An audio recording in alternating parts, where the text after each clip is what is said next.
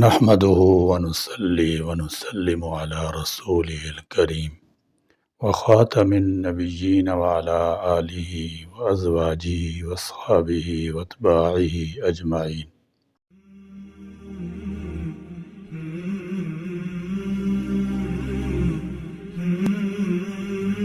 یہ سیریز سیرت کے مطالعہ کرنے والے خوش نصیبوں کے لیے خصوصاً دور حاضر کی مصروفیت کے پیش نظر کسی بڑی ویڈیو کا دیکھنا یا سننا مشکل ہوتا ہے۔ اس سیریز میں سیرت طیبہ کے مختصر مضامین، واقعات اور نبوت کی مبارک یادیں، حضور اکرم صلی اللہ تعالی علیہ وسلم کی مثالی معاشرت، معاملات، اخلاقیات، اپنے اور غیروں سے برتاؤ، صبر و تحمل، اصرار و قربانی جیسے دیگر کئی عنوانات پر سیرت کے بکھرے موتیوں کی خوبصورت مالا ہے۔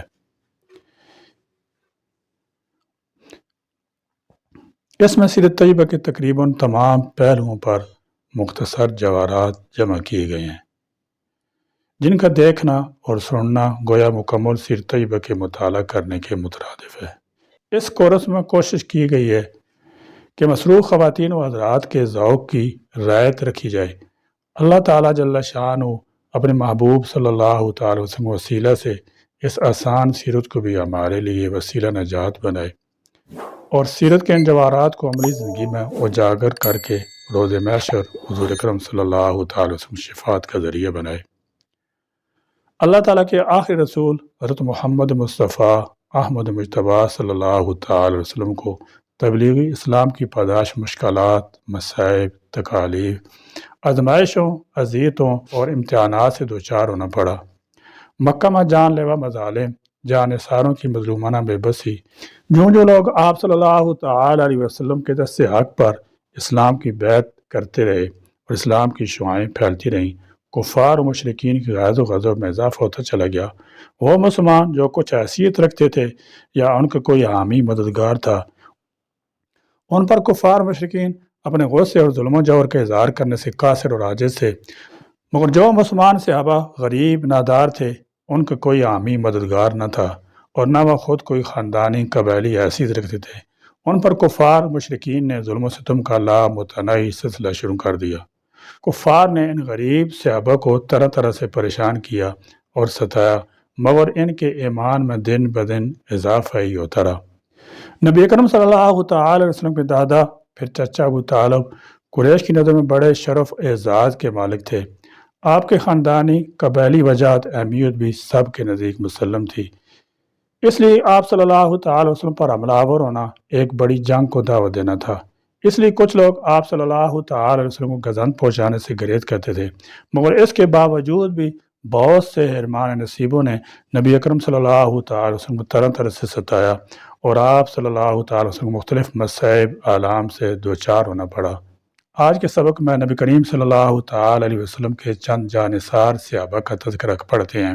جب لفظ صحابی زبان سے نکلتا ہے، کانوں میں سنائی دیتا ہے یا کہیں لکھا ہوا نظر آتا ہے تو فوراً ایک رشتے اور نسبت کا تصور ذہن میں آتا ہے۔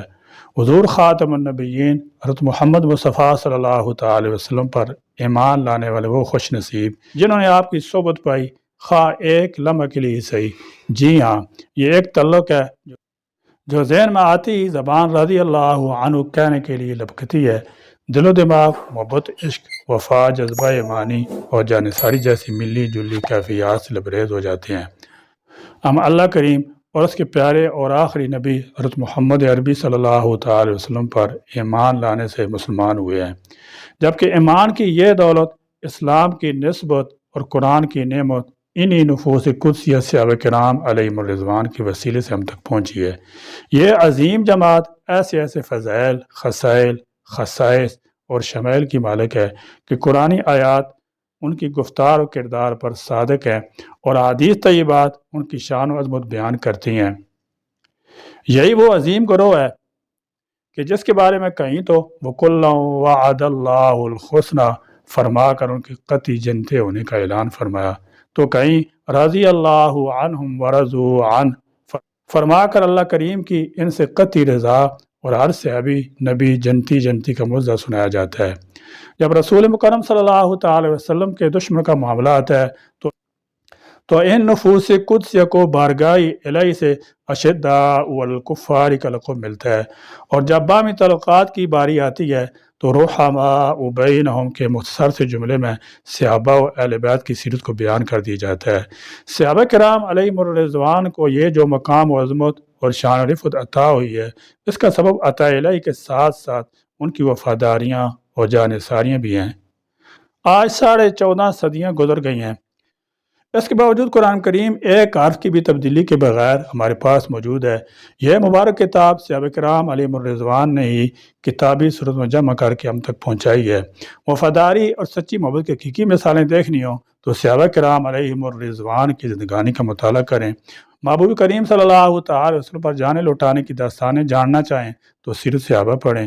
اسلام کی تبلیغ، ترویج، نفاذ اشاعت میں صحابہ کرام رضی اللہ عنہ کی رضوال قربانیوں کا بہت اہم کردار ہے۔ بالخصوص آپ صلی اللہ تعالی وسلم مکی زندگی میں آپ صلی اللہ تعالی وسلم ماننے والوں پر طرح طرح کے ظلم ہوئے۔ ان میں سے صرف چند ایک صحابہ کرام رضی اللہ عنہم کا مختصر سا تذکرہ پیش خدمت ہے۔ نمبر 1، ابو بکر صدیق رضی اللہ تعالی عنہ پر ظلم۔ ام المومنین سیدہ عائشہ صدیقہ رضی اللہ عنہا سے مروی ہے کہ جب صحابہ کرام رضی اللہ عنہ کی تعداد 38 ہو گئی تو حضرت ابو بکر صدیق رضی اللہ تعالی عنہ نے رسول اللہ صلی اللہ تعالی علیہ وسلم سے اسلام کے اعلان و اظہار کے متعلق اصرار کے ساتھ عرض کی۔ حضرت ابو بکر کے عمل سے معلوم ہوا کہ جب تعداد اور مقدار میں کچھ اضافہ ہو جائے تو نیک مقاصد حصول کے لیے اگلا قدم اٹھا لینا چاہیے۔ رسول اللہ صلی اللہ تعالی وسلم فرمایا، یا ابا بکر انا قلیل، ابو بکر ابھی ہماری تعداد کم ہے۔ نبی کریم صلی اللہ تعالی وسلم کے فرمان سے معلوم ہوا کہ معروضی حالات کو پیش نظر رکھ کر فیصلہ کرنا چاہیے، اور ابو بکر رضی اللہ تعالی عنہ بار بار اصرار کرتے رہے، یہاں تک کہ آپ صلی اللہ تعالی وسلم آمادہ ہو گئے اور ہر قبیلے کے مسلمان مسجد حرام کے ارد گرد جمع ہو گئے۔ اس سے یہ باتیں معلوم ہوتی ہیں، نمبر 1، چھوٹے اگر کسی نیک اور مشروع کام کی اصرار کے ساتھ اجازت مانگیں اور اس میں فوائد بھی ہوں تو اس کی اجازت دے دینی چاہیے۔ نمبر 2، نیک کام معاونت اور دشمنوں کے سامنے موجودہ افرادی قوت کا مظاہرہ کیا جا سکتا ہے۔ قام ابو بکر فی الناس خطیبا وکان رسول اللہ صلی اللہ تعالی علیہ وسلم جالسا فکان اول خطیب دعا الی اللہ عز وجل وإلی رسول صلی اللہ تعالی علیہ وسلم وصار المشرکون علی ابی بکر وعلی المسلمین فاضربوا فی نواحی المسجد ضربا شدیدا ووتی ابو بکر وضرب ضربا شدیدا۔ اور ابو بکر صدیق رضی اللہ تعالی عنہ اظہار اسلام کے لیے کھڑے ہوئے، رسول اللہ صلی اللہ تعالی علیہ وسلم بھی اسی مجلس میں تشریف فرما تھے۔ حضرت ابو بکر رضی اللہ تعالی عنہ پہلے خطیب ہیں جنہوں نے لوگوں کو اللہ اور اس کے رسول صلی اللہ تعالی علیہ وسلم کی طرف بلایا۔ مشرکین نے جب حضرت ابو بکر رضی اللہ تعالی عنہ کی باتیں سنی تو ابو بکر اور دوسرے مسلمانوں کو مارنے کے لیے ٹوٹ پڑے۔ مسجد حرام انہیں بری طرح مارا گیا، اور ابو بکر رضی اللہ تعالی عنہ کو تو اتنا زیادہ مارا کہ انہیں اپنے پیروں تلے روند ڈالا۔ انہی مشرکین میں ایک عتبہ بن ربیعہ بھی تھا جس نے حضرت ابو بکر رضی اللہ تعالی عنہ کو اپنے جوتوں کے ساتھ اتنی بے دردی سے مارنا شروع کیا کہ آپ کی ناک چہرے کے ساتھ چپٹی ہو کر رہ گئی۔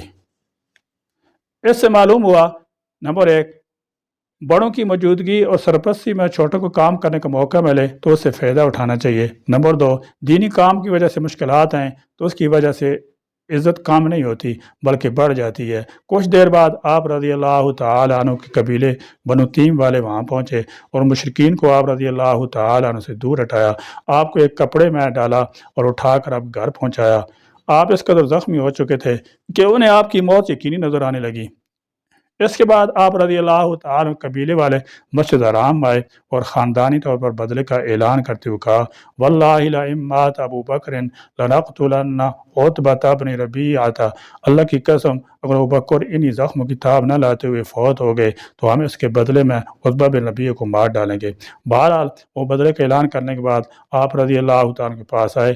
آپ رضی اللہ تعالی عنہ کے والد ابو قحافہ اور آپ قبیلے بنو تیم کے لوگ آپ سے برابر باتیں کرتے، لیکن آپ زخم سے نڈھال ہونے کی وجہ سے جواب نہ دے سکتے تھے۔ یہاں تک کہ شام کے وقت کچھ ہوش آیا تو جسم کے زخم کی پرواہ کیے بغیر سب سے پہلے یہی بات پوچھی کہ رسول اللہ صلی اللہ تعالی وسلم کا کیا حال ہے۔ یہ عشق محبت کی وہ زبان ہے جو صرف اہل دل ہی سمجھ سکتے ہیں۔ اس پر آپ کے قبیلے والوں کو آپ نے ملامت کی، پہلے آپ صلی اللہ تعالی وسلم کی وجہ سے ہی تمہاری یہ حالت ہوئی ہے، اب پھر انہی کا پوچھ رہے ہو، اور آپ کو اکیلا چھوڑ کر چل دیے۔ اور آپ کی والدہ ام الخیر بنت زخر سے کہنے لگے، انظری ان تطعمیہ شیئا او تسقیہ ایاہ، دیکھو انہیں کچھ کھلا پلا دینا۔ آپ کی والدہ آپ کے پاس آئیں اور کھانے پینے کا اصرار کیا، لیکن آپ رضی اللہ تعالیٰ نے بھوک کی پرواہ کی بغیر ان سے فرمایا، پہلے یہ بتاؤ کہ رسول اللہ صلی اللہ تعالی وسلم کا کیا حال ہے۔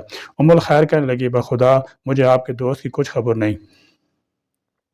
آپ رضی اللہ تعالی نے فرمایا کہ آپ ام جمیل بن خطاب کے پاس جائیں اور ان سے آپ صلی اللہ تعالی وسلم خیریت دریافت کر کے آئیں۔ ام الخیر ام جمیل کے پاس آئیں۔ ابوبکر آپ سے محمد بن عبداللہ کی خیریت کے بارے میں پوچھ رہا ہے۔ ام جمیل نے رازداری اور خوف کی وجہ سے کہا کہ میں نہ ابوبکر کو جانتی ہوں اور نہ محمد بن عبداللہ کو، ہاں اگر تم چاہو تو میں تمہارے بیٹے کے پاس چل سکتی ہوں۔ اس سے معلوم ہوا کہ بطور رازداری بات چھپائی جا سکتی ہے۔ یہ ام جمیل بن خطاب رضی اللہ تعالیٰ عنہ حضرت عمر رضی اللہ تعالیٰ عنہ کی بہن ہے، اولین مسلمانوں میں شامل ہیں۔ ایک اور مشرکہ عورت ام جمیل کے نام سے مشہور تھیں، وہ ابو جہل کی بیوی تھی۔ ام الخیر نے کہا کہ ضرور تشریف لے چلیں۔ ام جمیل ساتھ آئیں اور آ کر آپ رضی اللہ تعالیٰ عنہ کو دیکھا، ابوبکر نے ڈال پڑے ہوئے تھے اور شدید تکلیف سے قریب المرگ ہیں۔ ام جمیل آپ رضی اللہ تعالیٰ قریب آئیں اور کہا، اللہ کی قسم جن لوگوں نے آپ کے ساتھ یہ سلوک کیا ہے وہ فاسق اور کافر ہیں، اور مجھے پورا یقین ہے کہ اللہ تعالیٰ ان لوگوں سے آپ کا انتقام ضرور لیں گے۔ حضرت ابوبکر رضی اللہ تعالیٰ عنہ نے اپنے انتقام کی فکر کی بغیر ان سے فرمایا کہ ان باتوں کو چھوڑو، مجھے پہلے یہ بتاؤ کہ رسول کریم صلی اللہ تعالی علیہ وسلم کا کیا حال ہے۔ ام جمیل نے آہستہ سے کہا، آپ کی والدہ سن رہی ہیں۔ آپ رضی اللہ تعالی نے فرمایا، آپ ان کی پرواہ نہ کریں، کیونکہ ابوبکر کا گھرانہ کسی صورت اللہ کے رسول صلی اللہ تعالی وسلم کا راز فاش نہیں کرے گا۔ تب ام جمیل نے کہا، سالم صالح، رسول اللہ صلی اللہ تعالی وسلم الحمدللہ صحیح سالم ہے۔ آپ رضی اللہ تعالی نے پوچھا کہ اب اس وقت آپ صلی اللہ تعالی وسلم کہاں ہیں؟ ام جمیل نے کہا، دار ارقم میں۔ ام الخیر اور ام جمیل دونوں نے آپ رضی اللہ تعالی سے کچھ کھانے پینے کے لیے اصرار کیا، تو حضرت ابوبکر رضی اللہ تعالی نے فرمایا، فَإِنَّ لِلَّهِ عَلَيَّ أَلَّا أَذُوقَ طَعَامًا أَوْ شَرَابًا أَوْ إِلَىٰ رسول اللہ صلی اللہ تعالی وسلم، میں نے اللہ سے عہد کی ہے کہ جب تک میں رسول اللہ صلی اللہ علیہ وسلم کی خدمت میں حاضر نہ ہو جاؤں اور آپ صلی اللہ تعالی علیہ وسلم کو خیر و عافیت سے دیکھ نہ لوں، اس وقت تک نہ کچھ کھاؤں گا اور نہ کچھ پیوں گا۔ حضرت ابوبکر رضی اللہ تعالیٰ کی یہ باتیں سن کر ام الخیر ام جمیل کھلانے پلانے سے مایوس ہو گئیں۔ کچھ دیر توقف کیا، یہاں تک کہ لوگوں کی آمد و رفت ختم ہو گئی اور یہ دونوں آپ رضی اللہ تعالیٰ عنہ کو لے کر رسول اللہ صلی اللہ تعالی وسلم کے پاس پہنچی۔ حضرت ابوبکر رضی اللہ تعالیٰ عنہ جو نہیں بارگاہ نبی میں پہنچے، دار ارقم میں داخل ہوئے اور زخمی حالت ہی میں وہیں بیٹھ گئے۔ عقب علیہ رسول اللہ فقبلہ وعقب علیہ المسلمون، رسول اللہ صلی اللہ تعالی وسلم آپ کا بوس لینے کے لیے آپ پر شفقت محبت کی وجہ سے جھک پڑے اور دیگر مسلمان بھی آپ پر بوس لینے کے لیے جھک پڑے۔ آپ رضی اللہ تعالیٰ عنہ کی حالت دیکھ کر آپ صلی اللہ تعالی وسلم پر شدید رقت طاری ہو گئی۔ آپ رضی اللہ تعالیٰ نے عرض کی، اے اللہ کے رسول، میرے ماں باپ پر آپ پر قربان، اب مجھے کوئی تکلیف نہیں ہے۔ اس سے یہ باتیں معلوم ہوئیں، نمبر ایک، تبلیغ دین کے لیے مشقت برداشت کرنے والوں کا حق بنتا ہے کہ ان کی دلجوئی کی جائے، جب مقصود حاصل ہو جائے تو تکالیف مفقود ہو جاتی ہیں۔ نمبر دو، حضرت عثمان رضی اللہ تعالیٰ عنہ پر ظلم۔ حضرت عثمان بن عفان رضی اللہ تعالیٰ عنہ جب اسلام لائے تو آپ کے چچا حکم بن ابو العاص نے آپ کو پکڑ کر رسی سے باندھ دیا اور کہا، ترغب عن ملت آبائک الی دین محمد واللہ لا اختک ابدا حتی تدع ما انت علیہ، فقال عثمان رضی اللہ تعالیٰ عنہ، واللہ لا ادعوہ ابدا ولا افارقہ، تو اپنے آباء و اجداد کا دین چھوڑ کر محمد کے دین کی اتباع کرتا ہے، اللہ کی قسم میں تجھے اس وقت تک نہیں کھولوں گا جب تک تو اس دین محمدی کو نہ چھوڑ دے۔ حضرت عثمان رضی اللہ تعالی عنہ نے فرمایا، اللہ کی قسم میں بھی کبھی اس دین کو نہیں چھوڑوں گا اور نہ اسے جدا ہوں گا۔ نمبر تین، حضرت عمار بن یاسر رضی اللہ تعالی عنہ پر ظلم۔ حضرت عمار بن یاسر، آپ کے والد یاسر اور آپ کی والدہ سمیہ رضی اللہ تعالی عنہ کو اہل بیت اسلام کا لقب دیا گیا۔ بنو مخزوم کے لوگ ان تینوں کو طرح طرح کی تکلیفیں دیتے۔ رسول اللہ صلی اللہ تعالی علیہ وسلم نے ان سے فرمایا، صبرا یا آل یاسر فإن موعدکم الجنہ، یاسر خاندان والوں صبر کرو، تم سب کے لیے جنت کا وعدہ ہے۔ اور عمار رضی اللہ تعالیٰ عنہ شمار ان لوگوں میں ہوتا ہے جو پہلے پہلے اسلام لائے اور معاشرتی طور پر طاقتور لوگوں کے مقابلے میں کمزور تھے۔ مکہ میں آپ رضی اللہ تعالیٰ عنہ کو طرح طرح کی تکلیف دی گئی، یہاں تک کہ مشرکین نے آپ کو جلتی ہوئی آگ میں ڈالا۔ رسول اللہ صلی اللہ تعالی وسلم کا گزر وہاں سے ہوا، ان کے سر پر اپنا دست شفقت پھیرا اور آگ کو مخاطب کر کے فرمایا، یا نار کونی بردا و سلاما علی عمار کما کنتی علی ابراہیم، اے آگ میرے عمار پر ایسی ٹھنڈی اور سلامتی والی ہو جا جیسے تو ابراہیم علیہ السلام پر ہوئی تھی۔ نمبر 4، اور خباب رضی اللہ تعالیٰ عنہ پر ظلم۔ اور خباب رضی اللہ تعالیٰ عنہ پر مشرکین نے بہت زیادہ ظلم کیا۔ آپ رضی اللہ تعالیٰ عنہ خود فرماتے ہیں، مشرکین نے مجھے پکڑا، میرے واسطے آگ جلائی، پھر مجھے اس میں ڈال دیا۔ ایک شخص نے میرے سینے پر اپنا پاؤں رکھا تاکہ حرکت نہ کر سکوں، یہاں تک کہ میرے پیٹھ کے نیچے آگ بجھ گئی اور زمین ٹھنڈی ہو گئی۔ پھر خباب رضی اللہ تعالیٰ نے اپنی کمر سے کپڑا ہٹایا تو دیکھنے والوں نے دیکھا کہ آپ کی پیٹھ برس کے داغوں کی طرح داغ داغ تھی۔ نمبر 5، اور زبیر بن عوام رضی اللہ تعالیٰ عنہ پر ظلم۔ اور زبیر بن عوام رضی اللہ تعالیٰ عنہ پر مشرکین نے بہت ظلم کیا۔ جب آپ نے اسلام کا اظہار کیا تو آپ کا چچا آپ کو ایک چٹائی میں باندھ دیتا تھا اور آگ کا دھواں دیتا تھا اور آپ سے مطالبہ کرتا تھا کہ دوبارہ کفر کی طرف آؤ۔ آپ رضی اللہ تعالیٰ عنہ جواب دیتے، لا اکفر ابدا، میں کبھی بھی کفر اختیار نہیں کروں گا۔ ان واقعات سے ہمیں یہ سبق ملتا ہے کہ دین اسلام کی تبلیغ کے لیے انتہائی کٹھن اور مشکل حالات بھی آئیں تو ثابت قدمی اور خندہ پیشانی سے برداشت کرنے چاہیے۔ تبلیغ کے محنت کا نتیجہ اگر وقتی طور پر نظر نہ بھی آئے تو بھی اللہ کی رحمت سے نا امید نہیں ہونا چاہیے۔ محنت کا ثمرہ کچھ عرصہ بعد اللہ تعالیٰ ضرور عطا فرماتے ہیں۔ سیرت مصطفیٰ صلی اللہ تعالی علیہ وسلم مزید واقعات انشاءاللہ تعالی سبق نمبر 42 میں پڑھیں گے۔